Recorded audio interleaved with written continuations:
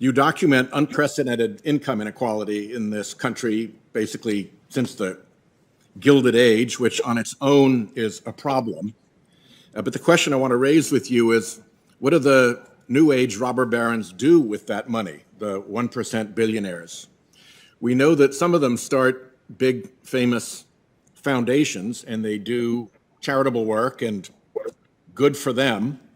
But some of them set up faux foundations and fund fake think tanks and go to work in politics from hiding. Many of them are billionaires who made their billions in the fossil fuel industry.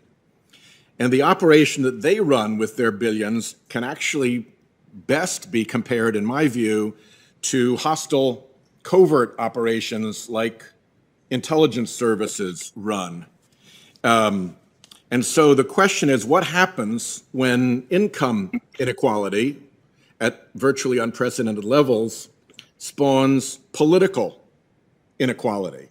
What happens when you have a quietly ruling political class that is hiding behind dark money outlets to control political parties, to control public debate, to control elections through sponsored think tanks, through captive paid for media outlets, and through dark money funded super PACs and independent expenditure political operations? Could you comment on, there's that old line in TV advertising, but wait, there's more. Can you comment on the but wait, there's more of the political inequality that the political hidden use of all this massive fortune that they've aggregated is brought to bear?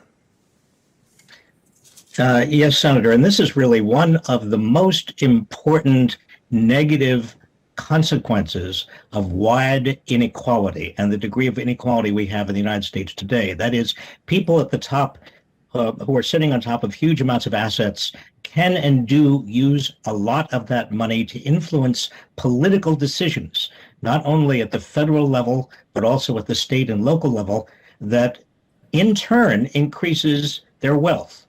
It's a vicious cycle.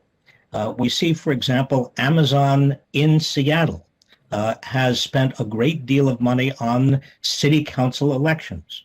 Amazon around the country is large enough that it can actually have an auction in which it extorts money from states and cities around the country for where its second headquarters is going to be. Dark money is proliferating around the country, as is our corporate public relations efforts to change public attitudes in a direction that a corporation may want.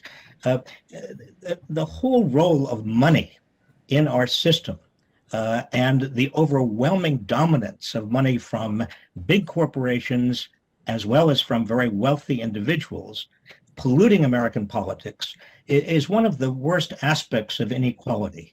And as the great Louis Brandeis, the justice, once said, we have a choice in this country.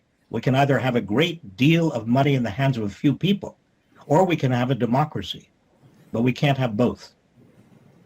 So what happens to citizenship and to the citizenry when a citizen can't tell who the actor is on the political stage?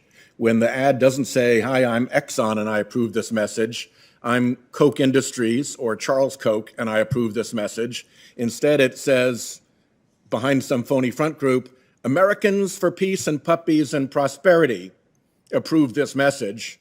And you go and look up Americans for Peace and Puppies and Prosperity, and it's a mail drop. What is the citizen left with? Well, the citizen is left with no ability to sift through the messages that citizen receives as to their veracity and reliability. Motive sometimes matters, doesn't it? And if you hide the identity, you also hide the motive, and you hide the ability of the citizen to evaluate the motive and therefore the veracity.